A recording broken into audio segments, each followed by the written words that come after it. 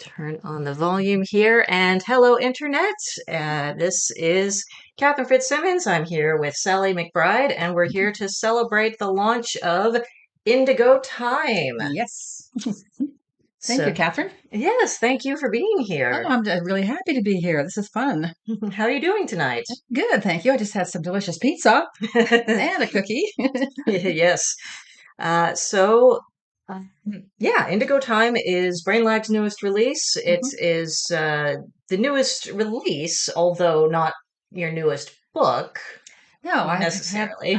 other books, and in fact, this one has had a previous incarnation as well. This is its second round, which hopefully will do well. But I've got another book through Brainlag called The Nightingale's Tooth, which is also a fantasy novel, and a couple of collections of my short fiction. Yeah, but let's focus on Indigo Time. Let's do that. Yeah. So, give us the rundown. What is Indigo Time about? Gosh. Yeah, let me think now. It's got a lot going on. It's basically it reads like a fantasy. It's set in a lost colony sort of affair where some exiled kind of bad people got sent to this lost colony and abandoned there. But they got to take along their engineered horse, who produces in his blood a serum that it gives them immortality. So there's two different societies on this world. One, the ancient weirdo people that are immortal, and they've been there for maybe 300 years. But they also brought along with them various, servants and slaves and this and that, who have gone out into the world and created their own society on this world, which is, uh, wide open for human colonization. So there's the story of the ancient queen who was exiled, and her daughter, her granddaughter, and now her great granddaughter, all these women who are all very psychic and they can manipulate time. And so it's about what happens when bad people get to mess around with the universe and the time that happens. Yeah, that's a pretty good summation. Yeah, kind of one of the ways that I thought about it as I was editing it is that it walks like a fantasy, it quacks like a fantasy, but it's actually science fiction because Yeah. I mean, in a way, it's very much a blurring of the two genres. It kind of is, and I'm glad you noted that because it is kind of hard to explain it. Because I think of myself as a science fiction writer, and that's what I mostly did through my short fiction. But my novels seem to be becoming fantasies. I don't know why that is. Um, but yeah, it's got the trappings of a fantasy, the ancient craggy hills and the mysterious forests and the sort of medieval lifestyle that the people have developed. But there's also the memories of what they used to have in the galactic empire kind of stuff, where everybody was immortal, they were fabulously wealthy and technological, but they've had to leave that all behind. And boy, they didn't want to do that. They are not happy. Yep. And at the same time, it's like almost got elements of dystopia, since you Mm, have the greater society, the immortals, mhm, and even though they don't have that high technology for the most part mhm, anymore, they're still like way above mhm, everybody else mhm, because they're immortal. They never get sick, they never age and mhm. everything. Yeah, yeah. But uh, again, it doesn't read like a dystopia. So it's just got all these it's got so much going on for it. Well, hopefully it works. I sure thought so. I hope so. I think people like it. They liked it before. They'll like it again. And it's an interesting, mostly a love story. It's got a couple of love stories going in it. One that's basically about betrayal, heartbreak, and another one that's kind of like one of those haters to lovers stories where the people finally realize, oh, they do love each other, even though they didn't think so through the whole book. So there's that going on as well. And then my one of my main characters is a teenage girl who is kind of the focus of this time storm business that's got an ultimate goal, and she finally realizes what it is and tries her best to stop it. Um, and she guess has a lot of trouble in the book. I gave her some bad things to deal with, but Uh, I like her so much.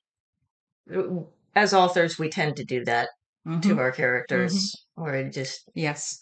snickering evilly as Yes. we continue heaping un- unpleasantries upon our characters. That's what it's all about. I mean, writing, you have to have conflict in any kind of a story. And it can be anything from just people, bickering and fighting over something to the universe ending. Pick your spot. Yeah. So this book has a, it's had a very interesting development. And I know that it was previously published Hmm. Hmm. by Five Rivers. I believe 2017 was when Uh, it originally. 2013. Okay. Yeah. Yep. And Five Rivers was publishing it up until 2020 when they closed to Hmm. outside submissions. Hmm. So after I published The Nightingale's Tooth, he approached me and said, would I like to put it back in print again? Hmm. And you also did a bit of editing to it. I did, yes. But I'm also very interested in kind of the overall development of the story because you mention in the acknowledgments that it began as a short story. Mhm. And I find that very fascinating, especially with how big and vast the book ended up being. Hmm. So, would you like to talk a bit about kind of how the whole thing came to be? Yeah, well, this was, I mean, I've been writing for a long time in a galaxy far, far away, which is Edmonton. And I started getting into writing then. And I started writing short fiction. And I had this idea of, star-crossed lovers kind of a tale. And on a planet where you could get away with having women be treated like chattel, really, which tends to happen sometimes. So I wrote the short story. It never got published anywhere, but a friend of mine at the time, whose name is Robert Runte, liked it very much, and he encouraged me to think more about the characters that were in the story, how they got there, what happened after, what kind of a world were they living in. And I started, thinking about it, thinking, yeah, there's a lot I could do with this, and it just kind of grew, and I started seeing it in my mind and seeing um, the homestead that these people built, which was in my mind vast and beautiful and you know really cool.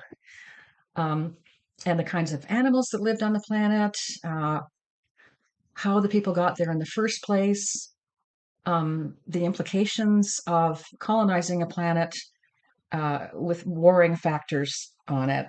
People who didn't want to be there, people who did and started to love it because it was their world.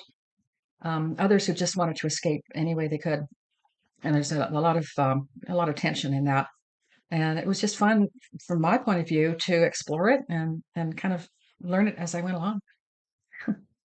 So, how much of the world came about that didn't make it into the book? Oh gosh, there's always little pathways you try to follow when you're a writer, and you think of a great idea or a new character pops in, and they become very interesting, and you think, oh no, they're taking over. I'm going to have to just back away from that, and just keep focused on my main character, my main story. And I think I'm getting better at that as life goes on, being a little stricter with myself and not letting myself just wander off on any interesting pathway that comes along. So yeah, it was a fun book to write. It was hard to write, and it took me a while. And I'm so delighted to have it back out there in the wild again. Me too. Yeah, good. So, I know you said that you've done a bit of editing Hmm. of the manuscript since the Five Rivers edition. Hmm. How different is it? It's not very different. The main story is still there, but I took the opportunity after the publisher at Five Rivers very graciously allowed me to, retain the book and the title for myself. So I just basically tightened it up, found the odd typo here and there that nobody had managed to spot, which is it's very hard to spot every typo, let me tell you. Um, and just to sharpen up the characters a little bit, maybe tried to bring the whole book into a more modern sensibility. I mean, it was initially written, what, 13 years ago, and times are different now. And the attitude towards colonization, slavery, women's rights, that sort of thing has evolved. It evolved a little in this book too. Very good. Thank you. You're welcome. So, it, again, this book goes into so many different things in both like the high-tech society Yeah. as well as kind of the burgeoning civilization on the planet of Strand. And I've been curious, what is the most surprising thing that you had to research for this? Hmm. Golly, I don't even think I did a lot of research for this one. I don't. Compared to the previous novel that Brainlag published, which was called The Nightingale's Tooth, I did a heck of a lot of research for that one because it was set on Earth in a historical period, and I had to. This one, I mostly just made everything up, and I have a certain, innate knowledge of how things work, like, how horses work and that sort of thing, and the kinds of things that someone would need in a colony. So no, I don't think I did a lot of research, surprisingly. Just kind of took that accrued knowledge that Yeah, we all gather over the years over the and many long years. Yeah, how to live in a frontier society, and the place where I live part time is it's a very small town in the mountains, and we heat with wood, and my husband hunts for elk and that sort of thing. So I do a little bit on that sort of thing as well. uh, so like even there's a good passage on one of the main characters trying to refine his process for making paper Hmm. in his factory. Hmm. You know, Okay, I did research that a little bit. and like there's genetic engineering Yeah, stuff yeah, and just just fun things like that. yeah, so many wonderful little elements Thank you. to the story, and yeah, it was such a delight Oh, to read, to edit, always. thank you very much. That's good to know. Was there a particular part that, or aspect of it that you found most fun or most challenging to write? Well, I think probably the ending. Now, the ending of any story or novel can be difficult because, especially if it's a complex, longer work, you have so many threads that have to come together into what you hope is going to be a satisfying and exciting climax to the story. Um, and it can be hard to basically just do the stage directions, like who's doing what when. Um, how do you want to have a happy end? I mean, I like happy endings, I have to say. It has to be satisfying. Evil gets punished, good gets rewarded, people learn their lesson, which sounds really, really boring and stupid, but it's satisfying to read that kind of book, I think. Absolutely. Yeah, and so yeah, the ending um, took a while, was a bit of a grind, but I think I nailed it. Yep. I'd say so. True. And the most fun slash rewarding? Uh, Probably the sort of psychedelic scenes I had partway through, where my two of my main characters are joined mentally, and one of them is dominant. She's the empress who was exiled, and she's insidiously invading the mind of her great granddaughter to manipulate her and to use her. And one of the things she does to capture her imagination is show her a scene of what the world used to be when before they were exiled, the empire world and the crystal towers and all this wonderful stuff. And they're sailing through the air and they're swooping in and out of beautiful ballrooms full of gorgeous people, and just it's dazzling. And I found it just fun to write, party scene. Mm-hmm. Just kind of get lost in all Yeah, the most beautiful scenery that you can imagine, basically, exactly. Yeah, because that's what the dominant character is trying to show to the other one. It's like, see absolutely. what we could have if you just Yes. do what I tell If you. you come with me, my girl.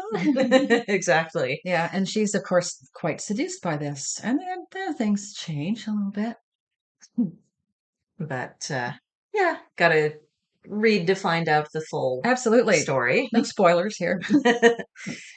um, do you want to talk a bit about kind of your writing process in general? I could do that. Yeah. I tend to think of myself as a pantser. There's pantsers who write by the seat of their pants, and plotzers who make a detailed plot or outline before they dive in there. And I get an idea, and the ideas come from anywhere really. They just pop in, and I sit down and I make myself write an outline. And then I start writing, and I immediately completely deviate from that outline, and things just start to happen. And now and then I'll try to go back and say, yeah, I had an outline. This was supposed to happen. And then I go back and go, no, that's not going to happen. Something better came up. And sometimes the characters have their own ideas about what should be happening. They sure do. And I'm sure you found this yourself with your own writing. Oh, yes. Yeah, they pop in, and sometimes a minor character that you think is just a placeholder or just like someone who wanders in and off the stage will have a backstory that pops in, and you can find a way to make that add depth to the main story. Hmm.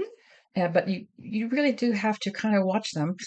They're rascals, and they will take over if they can. Yeah. We've got a comment in the chat from that red-haired author with, quote, Plantser. You start plotting, then go off the rails and write by the seat of your pants because the characters take you there. That's a good one. Yes, I consider myself a plantser because I definitely need an idea of where I'm going Hmm. to start with, but I can't meticulously plot everything Hmm. Hmm. because the characters are going to do what characters are going to do. Oh, they do. They sure do. And yes, as JD Deluzio says in the chat, it sounds better than plotzer. Like plots. That sounds like some species, some type of dog. Yeah, the plotzer. He's got, Yes. droopy ears and everything. Yeah, the jowls.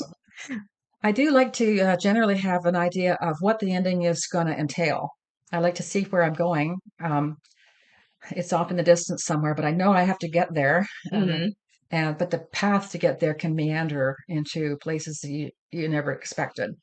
And often it can be really, it's so much fun to just discover this as you go along. Hmm. Yeah. Yeah, it's different writing styles for every writer, Hmm. and I Hmm. always find it interesting uh, how everybody goes about crafting their stories. Yeah. I've got books from authors that are just so absolutely intricate and detailed, and Hmm. so much world building and characters and stuff woven together that Hmm. it just absolutely blows my mind when I Yeah. hear the author's pantser. And it's just a Yeah. matter of how one gets to the story on the page. Well, that's the magic of the whole thing. Yes. As they say, ideas are a dime a dozen. There used to be an old joke where you could send away to this post office box in Halifax or somewhere, and again, they'd send you 10 ideas for $10, which tells you that, yeah, ideas are out there all the time. But changing that idea or vision or scenario in your head into something readable on the page, that's the tricky part. And it's to me, it's the fun part. Yes. But it can make you crazy if you find yourself blocked. And there's, of course, there's such a thing as writer's block, and it's absolutely true that you suddenly just dry up, and it takes sometimes you can switch the author off and then back on again, and it comes. Hmm. Um, or you just need to clear your head and maybe go back to that outline, boot yourself back up again.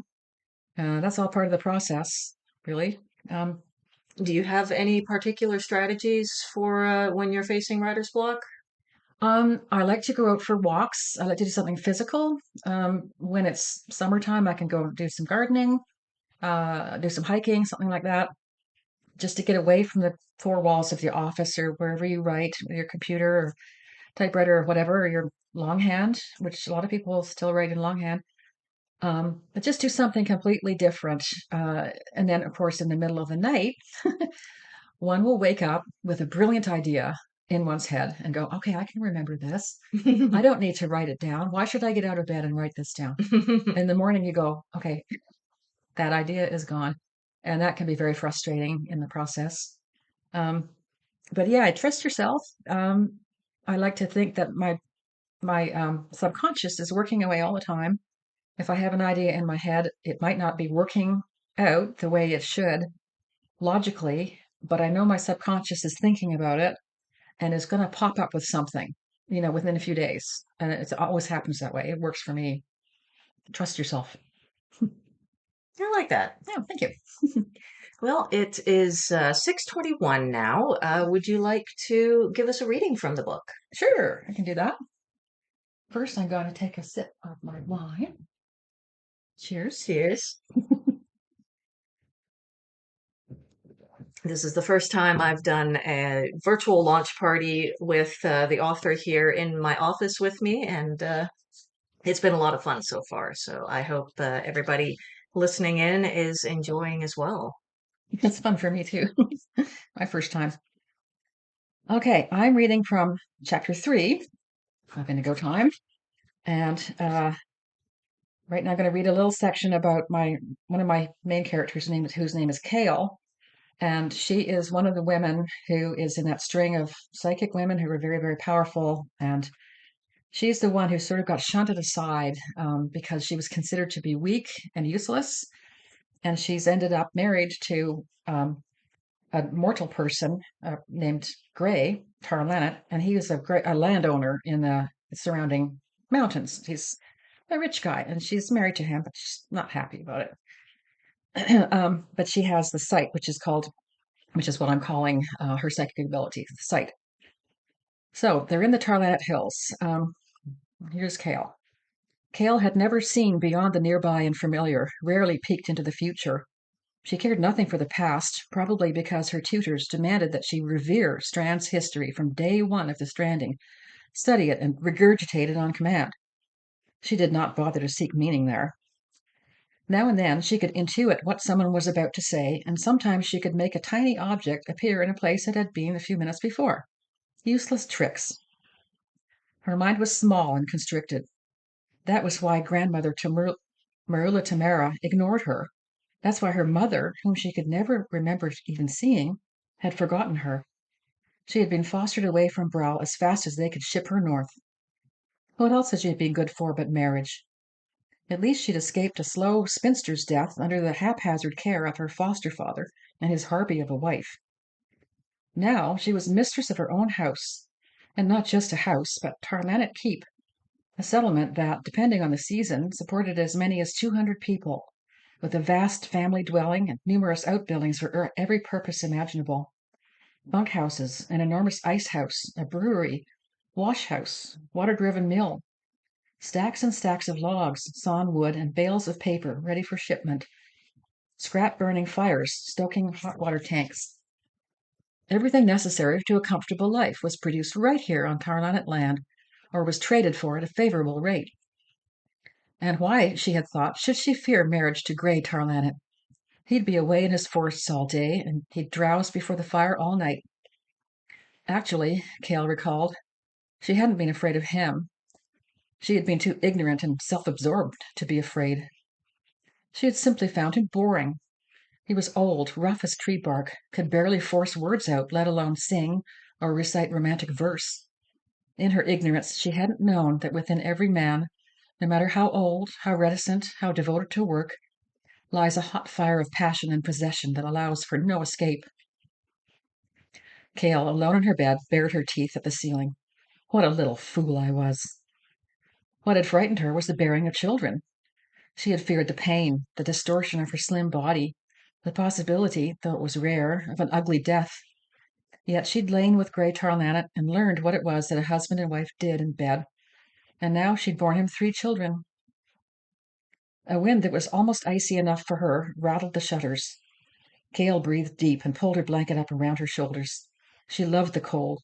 She loved winter when all was frozen and white and still. Yet, for the newborn baby's sake, she should call for someone to come and close the shutters, latch the panes of glass the shutters protected. Instead, she merely closed her eyes. Cale could recall seeing her legendary grandmother only once before she had been fostered away from Brow, and remembered feeling hot, bored, laced tightly into a stiff blue gown, and trying not to yawn. Grandmamma's skin had looked like the softest, whitest leather imaginable, like the pale, smooth belly skin of a snow slider. Though she looked like a precious and lovely doll, she was incredibly old.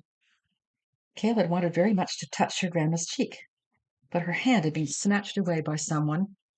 Could it have been her mother? No, it had been the large, blunt hand of a man. Someone had made sure she was pulled back just as her grandmother's eyes had lazily turned her way.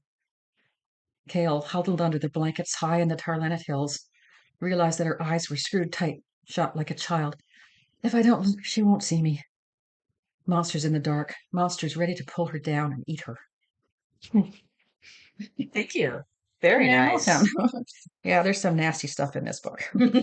There is. Is there something in particular that kind of inspires you to that type of thing, or? I don't know. There's the darkness within. Um, well, I have written horror before, and I pride myself on being able to, to unleash something that's not as pleasant or light as people might think they want. But there's darkness in the world, and it's part of a narrative of real life or imaginary life in this case, where bad things happen to good people. Good people make mistakes. Horrible things happen, whether by accident or by design, and you got to go there sometimes. You just tell it like it is. Hmm. Was there any characters in the story that you had to cut, or ones you kind of had to insert to kind of make Hmm. everything work? That's a good question. I don't think so, other than just inserting the odd character that was useful for a scene. Hmm. Like I had some scenes in the main city of this world, which is called Brawl, um, and some of the ancient people there would pop up to help tell the story and explain sort of what had led people to end up in this situation. And then they'd have to go away, so they would be cut back out. Um, but no, I think my main characters, I stayed pretty steady with them because I liked them and I wanted to see what they were going to get up to. And are are there any other characters who might get up to other things? Because I know you were mentioning, that you would go off and kind of follow some other side characters for a little while. Might there be some short stories in the future? Oh, I don't know. That's a very good question. There are some characters and some places on this world that I would like to go and see what people are doing there. Like there's a whole subsection of people trying to breed and raise horses and other animals that were brought from the Empire worlds. They're basically terrestrial animals like horses or hawks and eagles, things like that. And the breeders of those creatures might have interesting stories to tell.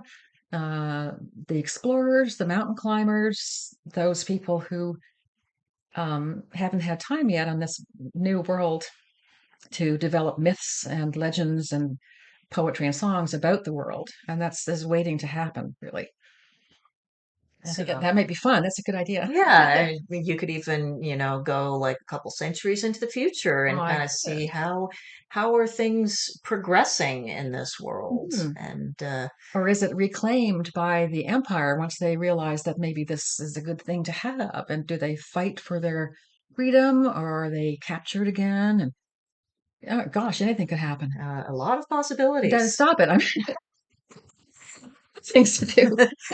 Is there a different novel that you're working on at the moment? I am. I'm working on a shapeshifter novel set in the future, and it is science fiction.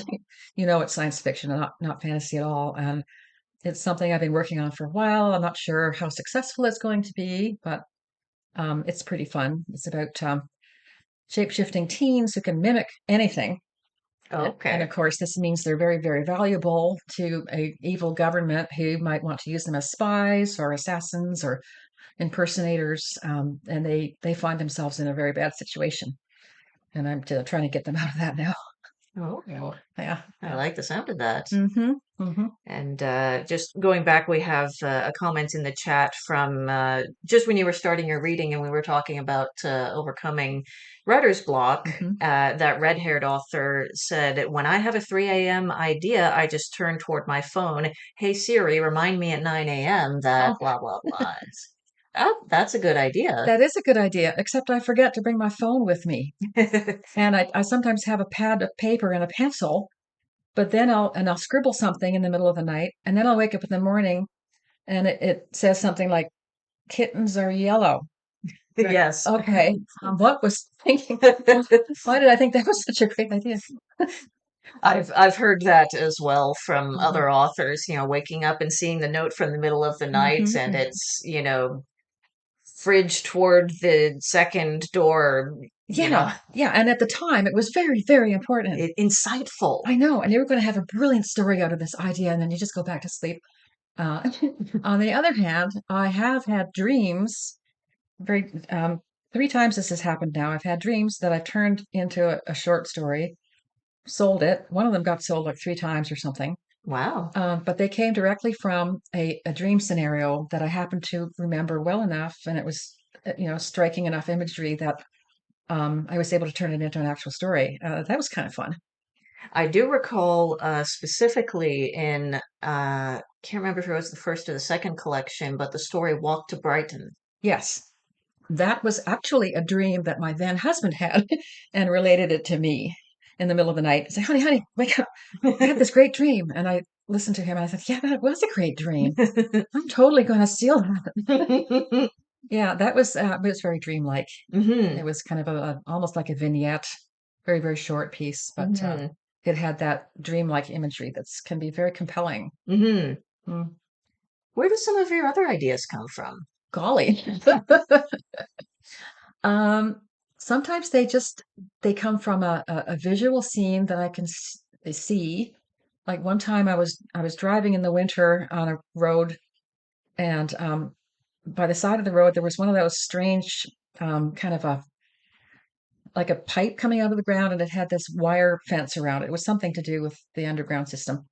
And it was cold and dreary, and the snow was blowing, and it just creeped me out for some reason. And I came up with a story about that. It was a horror story. And it didn't really, it sold somewhere, I forget where. I think it's in the second collection, maybe, Uh, called The Paisley I Snow. think. Oh, yes, I was in the second. Yeah, and so I just had that image, that one little static image. I was driving along, and I thought, oh, okay. And then I pulled away, and it kept nagging at me. And then I figured out a story to go with the image, and it worked out pretty well. Other ideas come from reading. I like to read nonfiction. I like to keep up with, in a layperson's way, with current science developments, especially in biology, medicine, space travel, that sort of thing. Um, and you get ideas that way and think, how can I work this cool thing that's is physically possible? It's science fiction, but it's more science, Hmm. and then take that and turn it into something more dynamic and fun, and a piece of fiction with characters. And that's kind of like research, I guess, but it can really twig some ideas in your head. Hmm. Is there any particular difficulty you find with translating that idea, that nugget of inspiration, going, oh, I want to write a story about, this weird pipe surrounded by chicken wire, Hmm. uh, to go from that, or, just whatever new science news that you've just been reading, Hmm. into the story? Like, what's kind of the process from there? How do you get from just the idea to a complete story around it? Golly, if I could figure that out and Well, write I'd say down, you have first quite a do few this, times. first do that. Um, I don't really know. It just sort of happens in there. A lot of it involves just always running the idea in the back of your head while you're doing your normal life. And writers will know what I mean. You're always thinking about your story and your characters, and your subconscious, which I mentioned before, and I do rely on my subconscious a lot, can often find little ways that go, and then you go, aha, yeah, that could work. Why don't I have it be in the middle of a terrible apocalyptic scene where everybody's cold and poor all the time, and there's this crazy person involved because they've been driven crazy by the apocalyptic situation. And then you put that in the mix, and then you see what happens. And then um, you have to come to some kind of ending. And the endings, like I said before, can be hard because if you don't have a decent ending that wraps things up and comes to a point somewhere, then you've just got basically an idea or a vignette. And those are fun to play with, but they're not really stories. So the whole process, I mean, everybody's different. Everybody's brain is wired differently. Different things seem important to you at the time. They go in and out of your conscious mind, and you can discard them or go, yeah, that's worth following up, and just kind of go with it. Do it, write it down, sit yourself down, let your brain just make your fingers work and start writing and write some sentences. I find if I do that, uh, it'll start cooking, and I'll go, okay, this could work, and write another sentence and another sentence. And then one of those wild characters will walk in and start writing their own sentences. Hmm. And just keep on doing it. You just got to keep on writing. What is your writing environment like? I am very, very lucky in that I have a nice, peaceful retirement life with a husband who leaves me alone. Doesn't bug me unless he's hungry. And I have my own room with a door that I can close if I want to. And I have a setup kind of like in here. And Catherine has her lovely little offices of Brainlag Studios with a desk with lots of computer screens around and piles of books and a view out the window. I have a view of trees as well. And it's just, I go in there and I go into writing mode because I'm in my office now. I'm sitting my ass down on the chair and starting to work.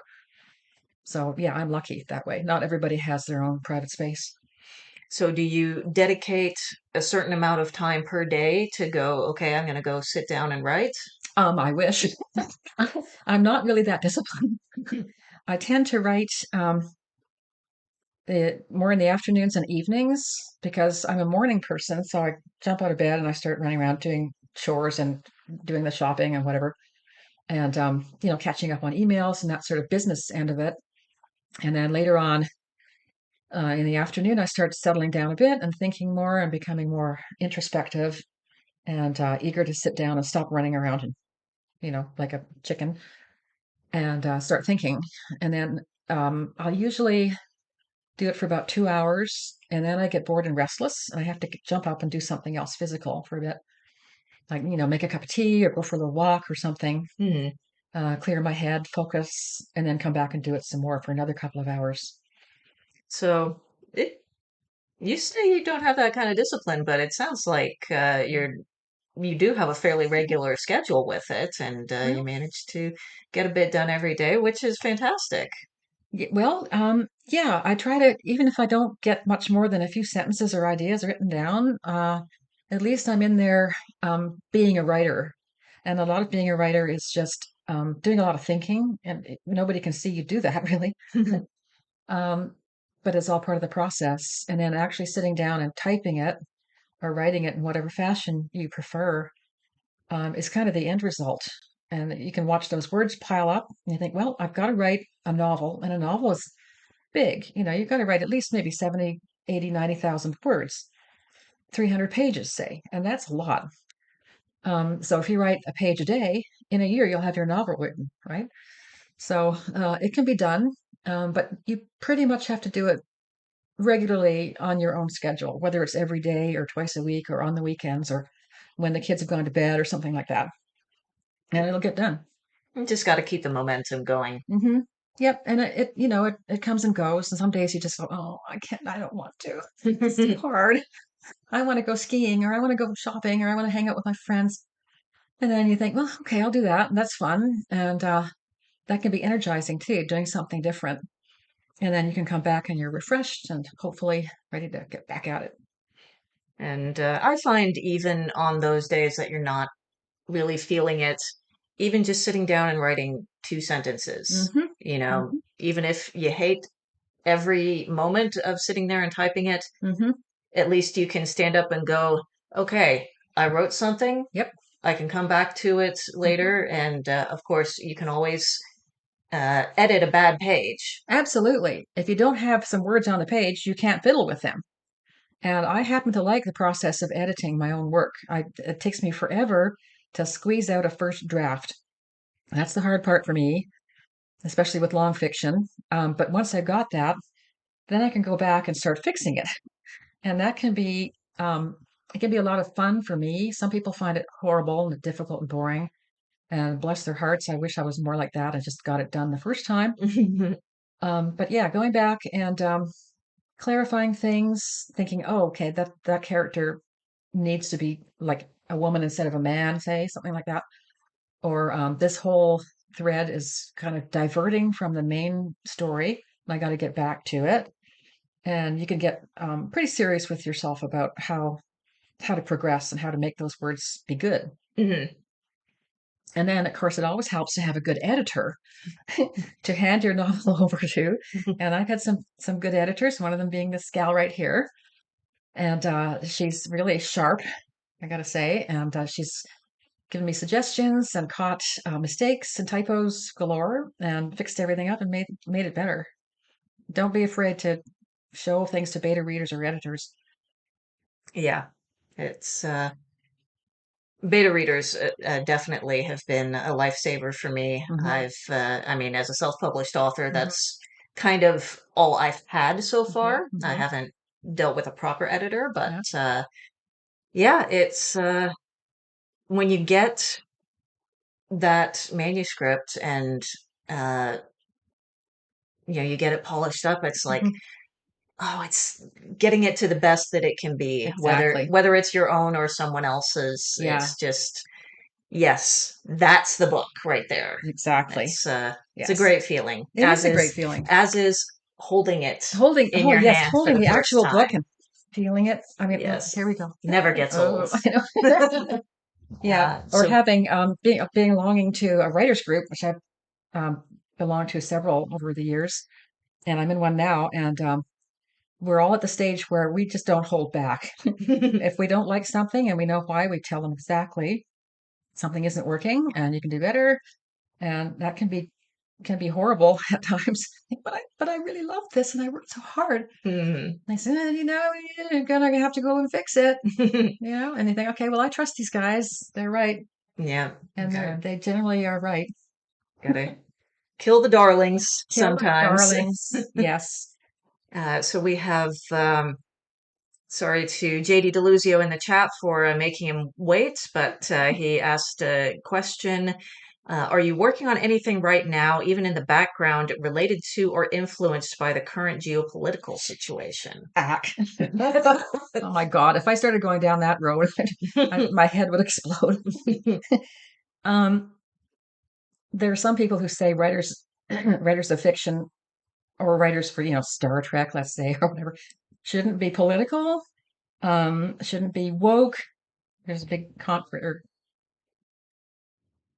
controversy, I guess, going on about Starfleet Academy, and it's too woke and it's been canceled, whatever. It's a whole another story. But um, I I prefer to keep it one step back, and if I have the only real politics that comes into something is the generalized idea that being a mean oligarch hoarding the wealth is bad. Being a plucky young person who is trying to have a life and make a difference is good. And those stories can clash. And those sorts of things have happened for millennia. There's always been rich people who hoard money and people who are trying to rule the world, and they're just idiots. Um, so the current situation, let's hope it doesn't go on much longer because it's getting ridiculous out there. I mean, our own experiences always inform our writing, and of course, the writing has to be realistic within its own bounds. Hmm. So, intentionally or not, there's always going to be some kind of commentary along that line. But, Mm-hmm. Hmm. depending on whether you want to be overt about it or not. Yeah, that's a whole different kind of writing. Satirical novels often deal with that sort of thing. Uh, they do it obliquely, but you know exactly what they're talking about. Um, if you live in the world and you're paying any attention at all, these things will creep in to your life and to your writing.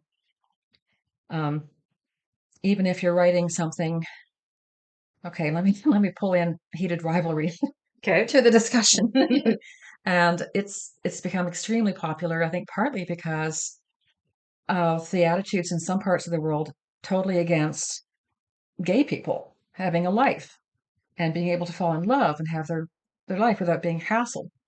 So the immense popularity of that particular book and the TV series is very encouraging to me because it tells me, yeah, people are fine with this. People want a good love story, and if it's between two men, fine. So that can be political right there, because there's lots of people who want to stop people from having fun and having a life. Hmm. So if you have something that catches the public attention that goes against that narrative, I mean, that's a win. And JD Deluzio adds in the chat, mind you, anyone who uses the word woke as a pejorative or the phrase trans for everyone should be required to explain what they think that means before they ever speak another word. Exactly. Agreed. Good point. Yep. Yep. Yeah. They just don't know what woke means. And say, okay, so you want to be asleep? You want to be oblivious? Okay. Or uh, I'm going to relate a story from a market that I did a Mhm. little while ago. It was just a street market Mhm. here in town locally, and I Cheers. decided to give it a try and sell my books. And I had one person come by who looked at them and he said, "Are these some of those woke books?" And I'm just sitting here thinking, if by that you mean like gay people exist, then I suppose. Really? You said that to him, huh? Bad girl. I don't think I was quite that much, uh, quite that snarky, but Oh. it was definitely along the lines of, you know, well, yes, there's, Hmm. diversity in these books Yeah. because that's what people are. Did he back down at that point, or did he want to get into a fight? He didn't want to get into a fight. He wasn't interested. He clearly wasn't a reader, so it Yeah. wasn't worth it. He But was just being a smarty pants. yeah, Yeah. so Thought he could it's get a rise out of you, but that's not going to happen. I've been on the internet too long for something as meager as that. Oh, yes. Gotta pull out your big guns, boy. Show us what you got. Please don't actually. No, not just, I don't want to see your gun. Oh goodness. Well, Yeah. that's another story entirely. Hopefully, one that we won't see too much of up here, anyway. Hopefully not. Yeah. Where I live in the States, I live part time in the States because I'm married to an American. And don't blame me, he's a great guy. But the little town I live in is the middle of Idaho, which is a very red state, and red in the States means conservative. Um, it's renowned for having gun owners and white supremacists and that sort of thing. I have never encountered anything much. At one point, I was in a restaurant and saw someone carrying a pistol on their little gun belt and whatever. And everybody in the restaurant was kind of going, "Oh my God, did you see that?" But the people I know there are the good Americans. They're like woke, I'll put it that way. And most Americans are like that. Unfortunately, the loud and obnoxious ones are getting a lot of say these days. But hopefully, they will get voted out. Fingers crossed. Yes, fingers, eyes, toes, everything. Yes. We'll see what happens. But again, in the big ideas of story and narrative throughout humanity, this sort of thing always seems to happen.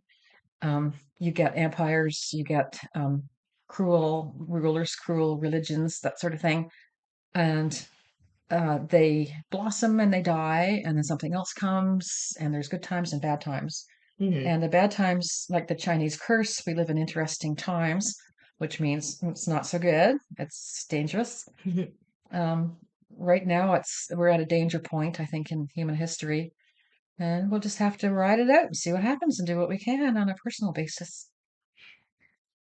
We have a nice comment in the chat from our runty. As Saki put it, I hate all Americans, but I've never met one I didn't like. Exactly, that's so true. Because when I'm in Canada, I go, "Oh, God darn those Americans out there, they're sons of bitches." Worse words than that. I mean, basically. But then I think all the Americans that I know personally are so nice and they're smart and they're funny and they're apologetic about the whole thing. They say, "Oh my God, can I please come and live in Canada with you?" And I say, "Well, it's harder than you might think, but yeah, please do." Yeah, it's very interesting as a writer, as someone who, spends the time to get into the heads of your characters, whether they be good or bad, Mhm. to see people who, you don't know personally, but you hear all these stories, you see what's going on with ICE and such in the US, Mhm. Mhm. and knowing that those are full people. They're not Yeah. caricatures. They're people Yeah. who have lived their own full lives Mhm. and Mhm. still choosing to do that. It's very uncomfortable. That's a good word, uncomfortable, because it makes you think about, well, I'm not the center of the universe. My way of thinking is not the only way. Of course, it's the right way, but what do people know? And you meet someone who's a stereotypical, redneck or something like that. And then you start talking to them and you learn more about them as an individual and what happened to them in the past that maybe turned them in a direction that you don't approve of, but it's perfectly natural to them. Yeah, and that's all part of, being a writer. You people watch a lot and you learn, Hmm. you listen in on people's conversations and you talk to people and you find out all kinds of things about real people. And it really helps when you're writing fake people to make them as real as you can make them. And that means they have to have flaws and quirks. Hmm. And yeah, everybody has their own background, Hmm. their own biases that they bring into whatever situation they're in. Hmm. Yeah, like the bad guy in the novel I'm writing right now. He's a son of a bitch. Well, actually, he's a sexless person, so I should call them they. Um, and that's part of their backstory is the resentment about being completely without sex or gender. And for that person, it's a horrible um, thing that was inflicted upon them without their consent. And I really learned that late in the narrative because up till then, they had been just evil for no apparent reason, just nasty. But now I understand, okay, I kind of get it. It's where they're coming from. But I don't feel sorry for them yet, but maybe I will. Maybe I will feel that there's some good in there somewhere. Yeah, and well, like in Indigo Time, Marula Tamara, Mm-hmm. she comes from this background in which she had everything she could ever want. Mm-hmm. Uh, just kind of growing up believing she deserved whatever she wanted, Mm-hmm. and you know, you empathize with her. Yeah, and she felt that she had the right and she had the power with her mental abilities to make people do what she wanted, whether they wanted to or not. And of course, that's a slippery slope when someone has that much power, whether it's wealth or in a fantasy novel, psychic abilities or something. They can become corrupt so quickly, and you can go back and think, well, okay, they were once a child who was lonely and frightened and resentful. Yeah, but a lot of people are lonely and frightened as children, and they grow up to be perfectly nice people. Hmm. Why did this one go bad? And how can I make a good story out of it? And how can I use this dynamic to make the whole story more interesting? And I'd say you did a very compelling job Thank with you. that. She is she is an excellent. Is it cruel or perhaps spoilers to say villain? um, Basically, she's a villain. But she's got more depth to her than you might think. And Hmm. at the end of the book, something kind of crazy happens to her, which I'm not going to tell you. I only thought of that a long time ago. Um, and also I thought briefly of writing a sequel to the novel, um, following her life from a different standpoint, and to see if I can learn more about her and what else she had done in her long, long life. Hmm. But so far I haven't done that. Sorry. There's still time. There's still time. We have a comment in the chat from Terry Lou Who Italian. Ooh. I've I've had the pleasure of already reading Indigo Time, loved it, as I did The Nightingale's Tooth. Question Thank for you. Sally. Did you feel the influence of any other writers slash fantasy novels? I saw whispers of Game of Thrones and also going way back, Gormenghast. Oh my gosh. I admit I have never read Gormenghast. I've read the first Game of Thrones book and really quite liked it, but didn't feel compelled to read more of them. Surprisingly, I don't really read fantasy. I read mostly science fiction and nonfiction and mysteries. um, so probably most of the influence I've had of fantasy has been through movies. Probably Lord of the Rings, which was a real influence when I was younger. Just the sort of the atmosphere of a high fantasy where it's big, it's wide, it's very physical. There's big passions going on.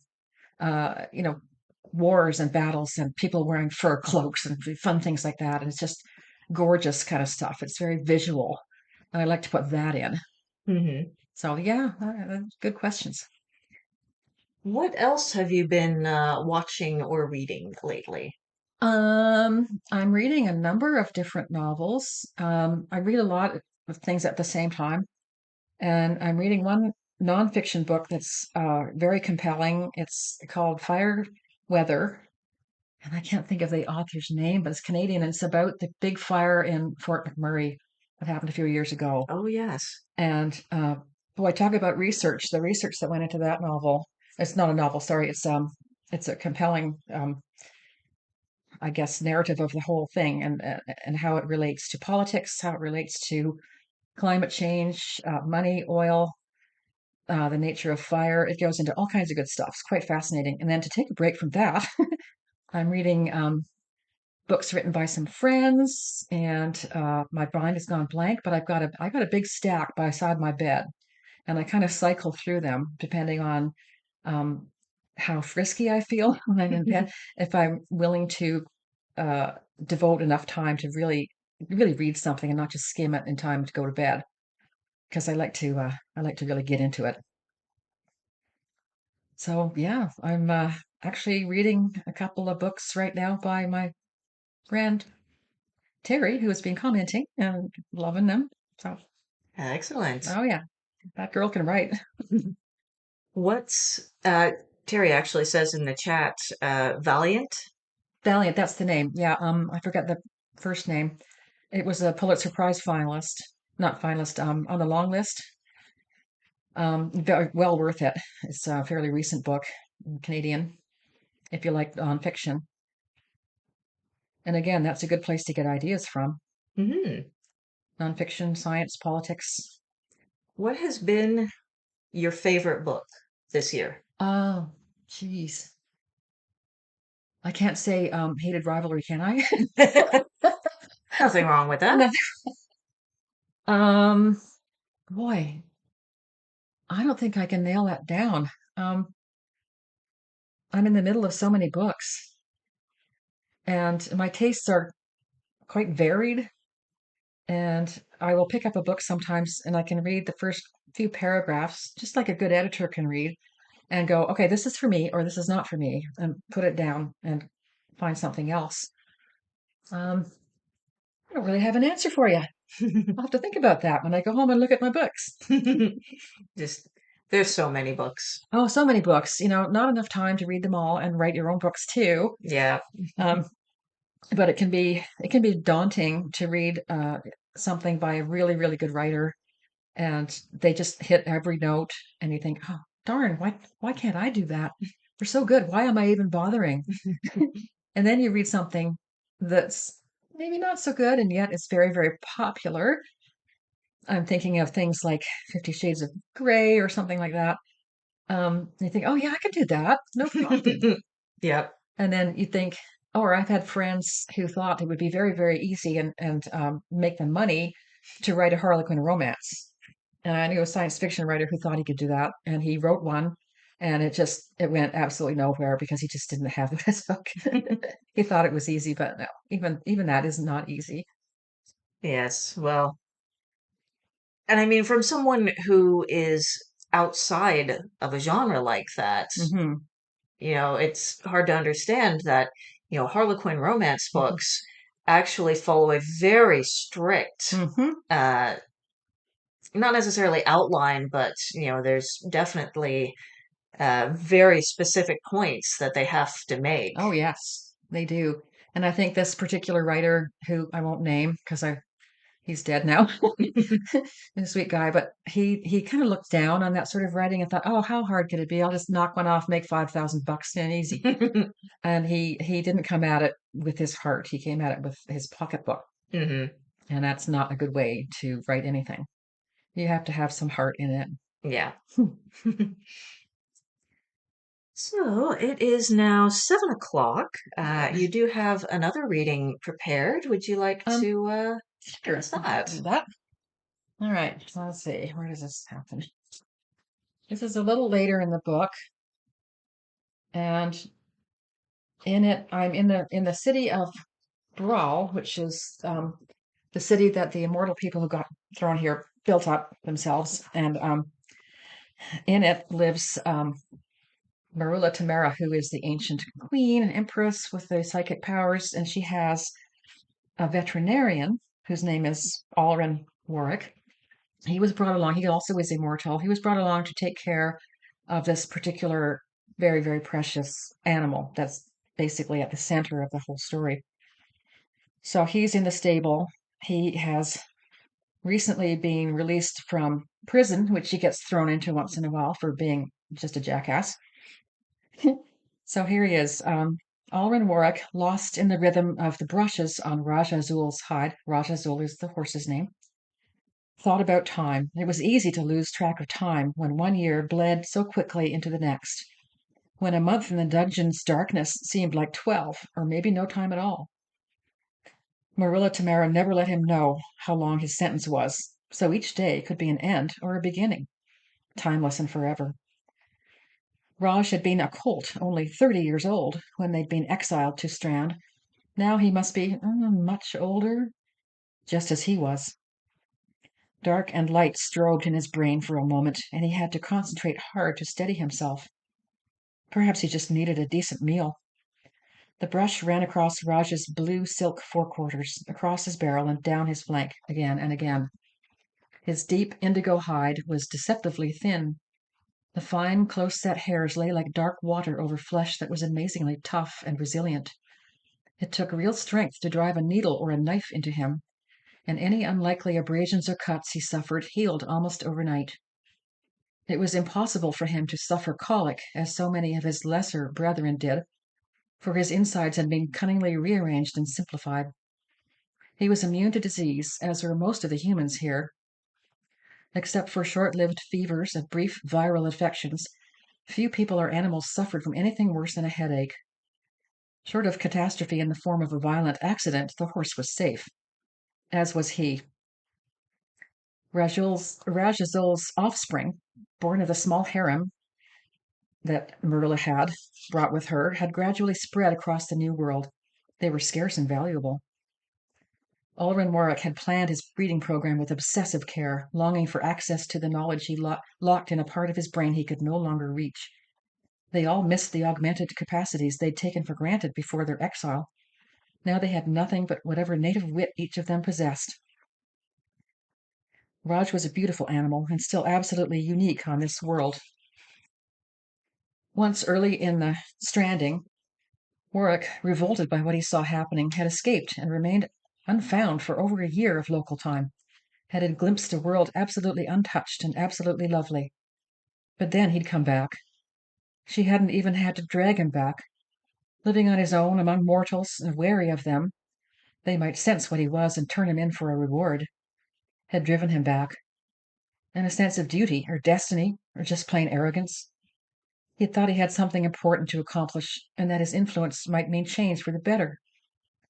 He put the combs and brushes away.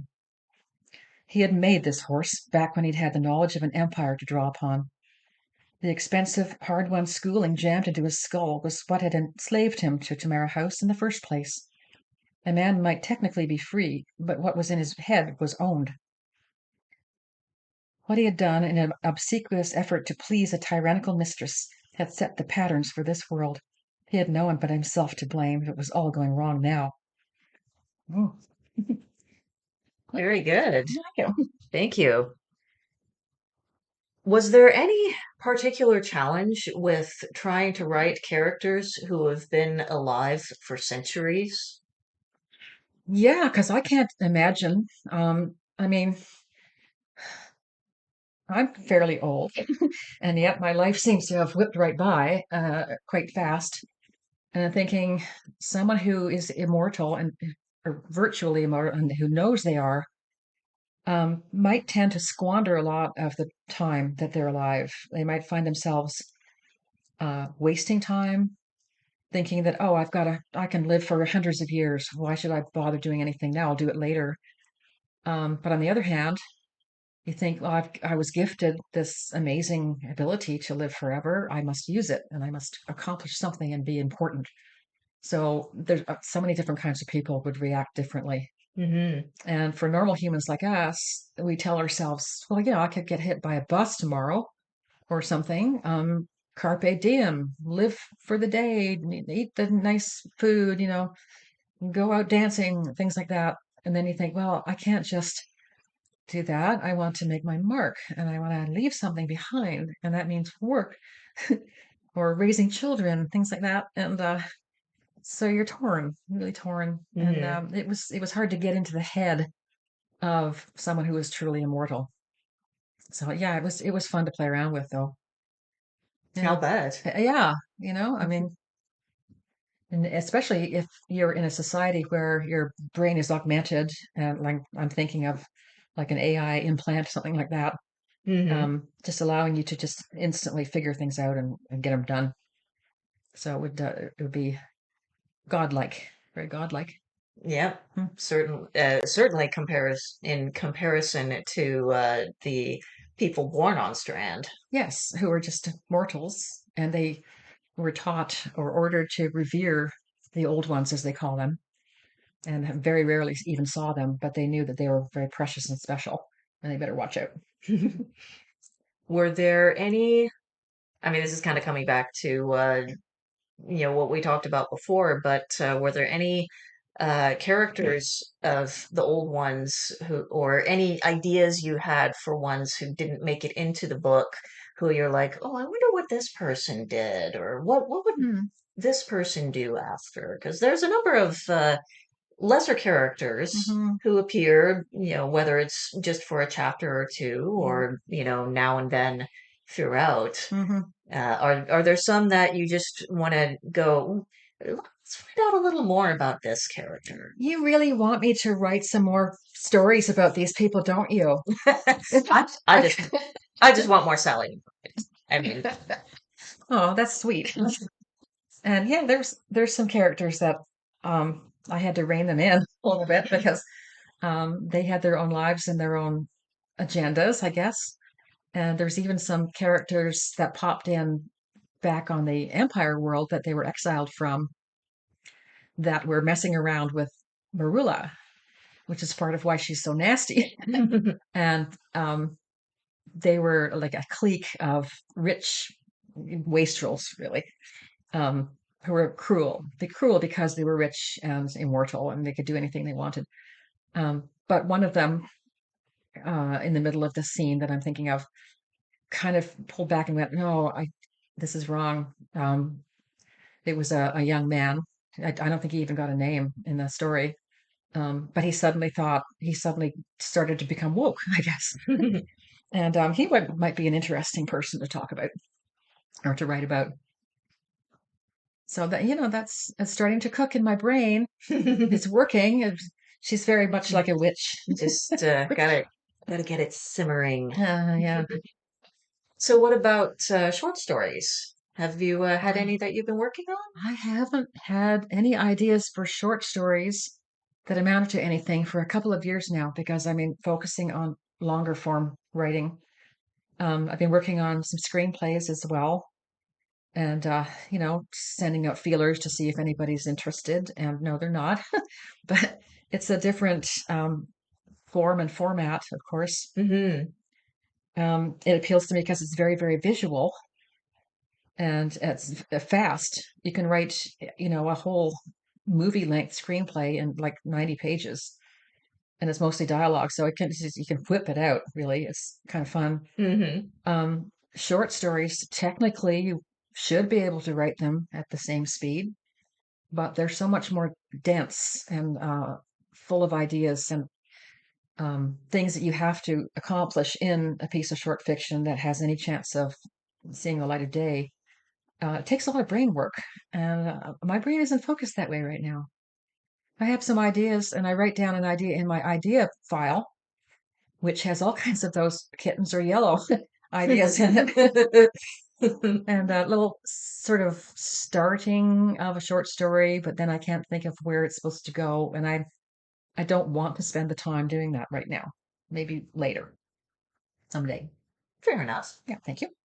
Chad, if you have any other questions, feel free to chime in.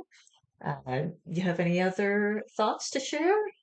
Um, no. I've really enjoyed blathering on like this. You've asked some great questions, and the chat people have asked great questions. Thank you, everybody. And I'm just hoping that people will pick up the book and take a chance and give it a read. I think you might like it. Well, we do have a question from Terry Lou. Okay. There are unusual slash exotic names of people and places in this novel. Do you have a method for inventing them? Where did Strand come from and the horse Indigo's real name, Rajazul? Oh, well, Strand is just basically because they were stranded there. They were dumped off, exiled. And when they landed, they thought, we got to name this stupid planet, which we hate right now because we're stuck here.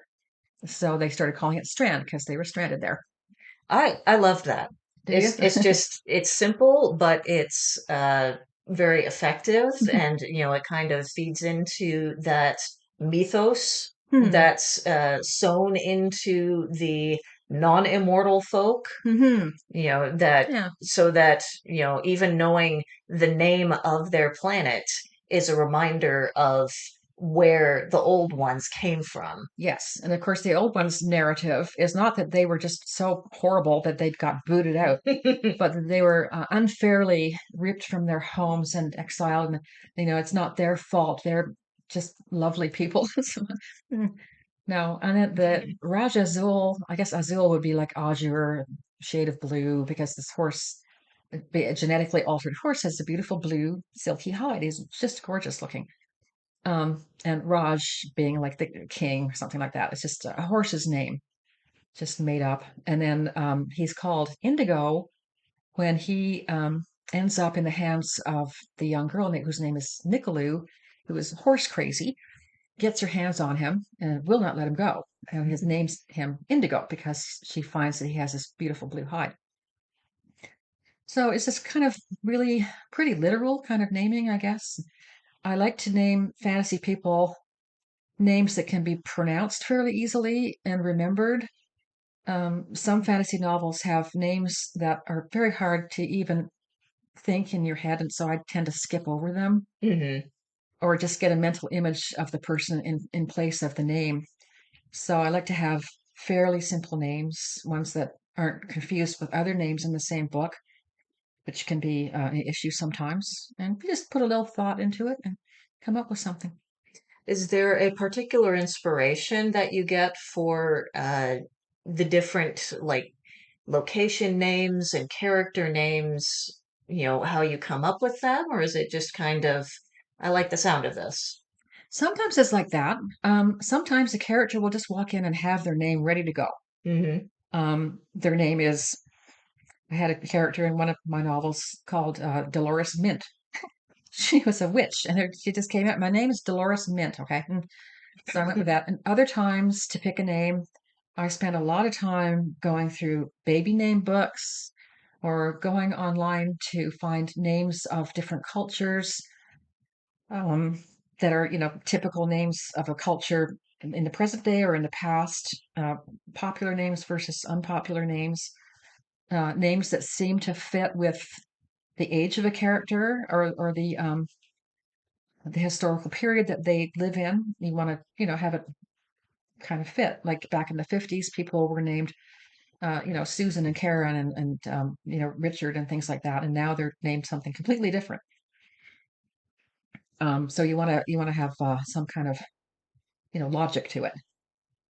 Is there, is it more difficult to create names for, uh, wildly different worlds like Indigo Time, Mm. or, a very distant science fiction type Mhm. world, or do you find it just a different aspect of the whole naming process?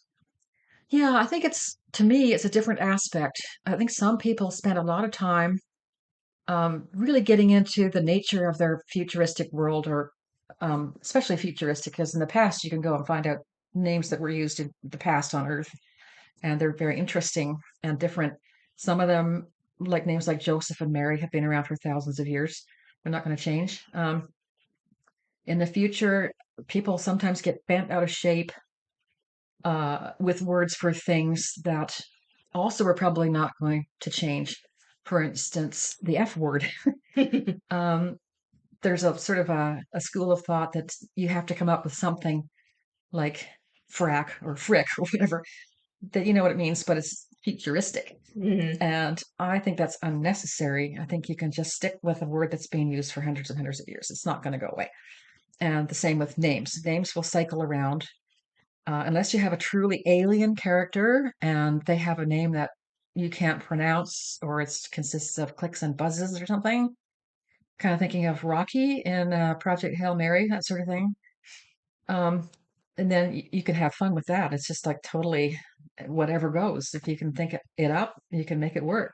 Hmm. It's a good question, though. All right.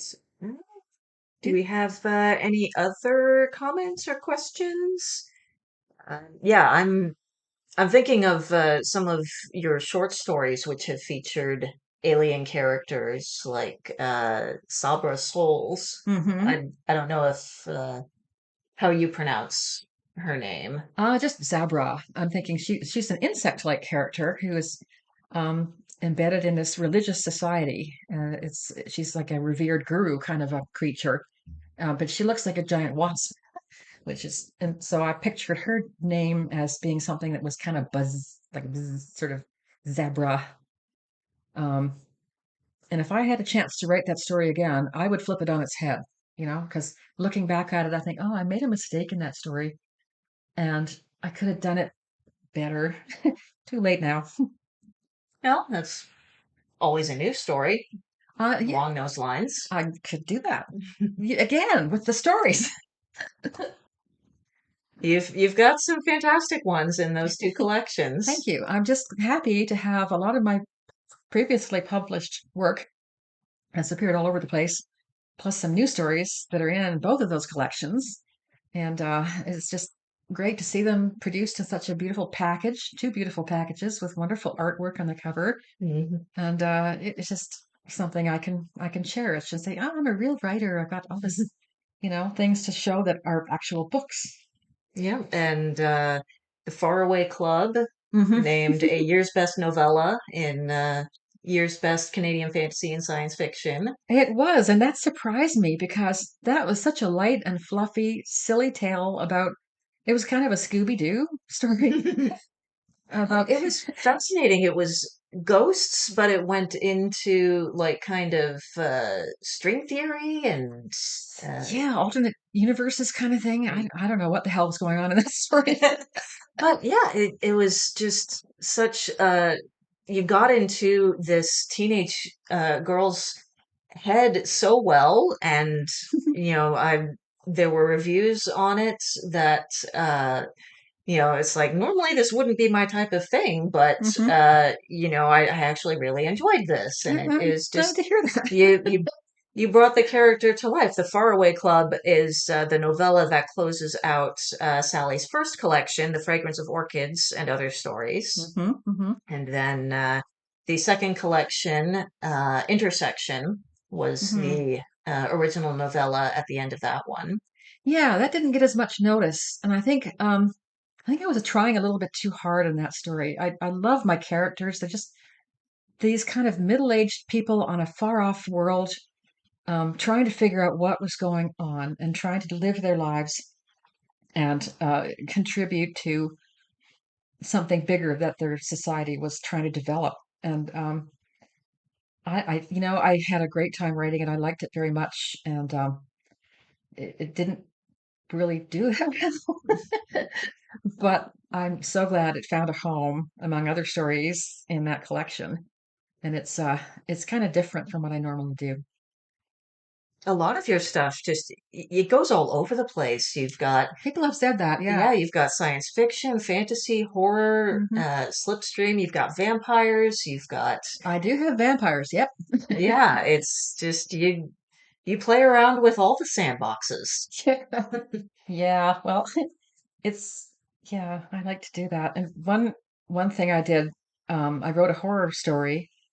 Uh, well, the story was that I wanted to get into a horror anthology that was produced by the wonderful Don Hutchison, a series of books or anthologies called Northern Frights, and it started many years ago. And Don was going around to writers saying, "Well, you want to contribute to this? It's going to be a horror anthology for Canadian horror." And I said, "Oh, I'd like to." And he kind of looked at me and went, "Oh, Sally, I think you're much too nice a person to write horror." And I said, "Oh, yeah, watch this." So I wrote a story called Hello, Jane, Goodbye. And he read it and went, yep, I'll take that. Thank you. Good, good for you. And it ended up being included in a couple of different best of collections. And I feel very proud of that because, yeah, it turns out I can do all kinds of things. Yeah, that was a very strange and definitely creepy story. And yeah, I wanted to make it creepy and icky. Yeah, I think I succeeded there.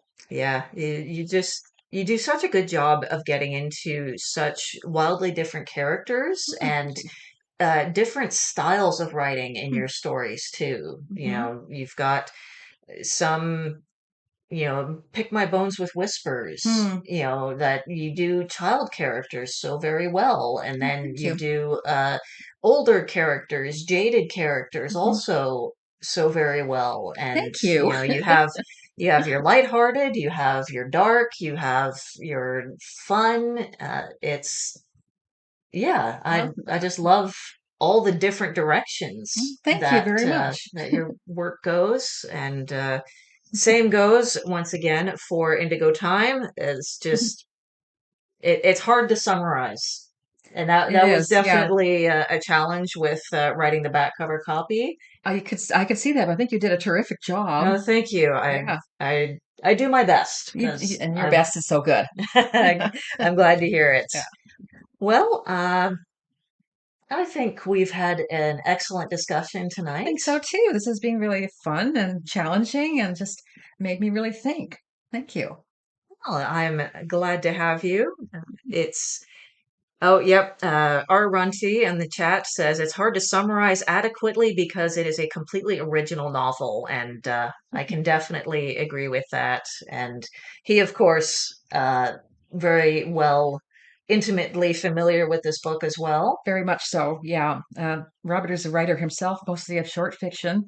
But I know that he's working on a novel, and I want to see that novel in my lifetime. Thank you for your comment, And Robert. yeah, he was the one who encouraged you to Hmm. stretch it from a short story to a novel, Yep, and did the original edit for he the did. Five Rivers version. Yes, we butted heads a little bit over that. He was pretty strict with me, and I learned a lot, and I tried my best to please him. And I think that working together, working with an editor of Robert's caliber, really taught me a lot and made me get more serious about my writing completely. So that was a good experience. All right. Well, thank you for coming out tonight, You're very and welcome. congrats again on getting Indigo Time back into print. Absolutely. Thank you for doing all the work and picking out a wonderful cover Oh, and it doing was the my design. pleasure. Yeah, I had a bit of fun doing the broken glass and the Yeah. negative image on Hmm. that, Hmm. and yes, that was. It's always nice to find the right image to portray Yes. the novel, and especially with one so difficult to summarize as That's this one. true. We went through a number of possible covers and none of them was quite right, but liked part of it and not another part. And this suddenly popped up. You sent it to me and I went, that's the one. We've Hmm. got a winner. So it's going to look very good on my shelf of fame. Very nice. All right. Well, thank you everyone for coming out tonight. If you have any questions, of course, you can email publishing at brainlag.com. This video will also be posted to YouTube. And as it says right there on the screen, you can go pick up your copy through any major bookstore, Chapters Indigo, Barnes and Noble in the US, Hmm. Hmm. Amazon, even you can order it through like Walmart and Target, Or your local independent bookstore too. They're which is happy to even help you. better. Yes. So, yeah, go pick up your copy today. Yeah, And that would be great. thank you to everyone for joining us and for some great discussion in the chat. Yeah. And have a great rest of your weekend.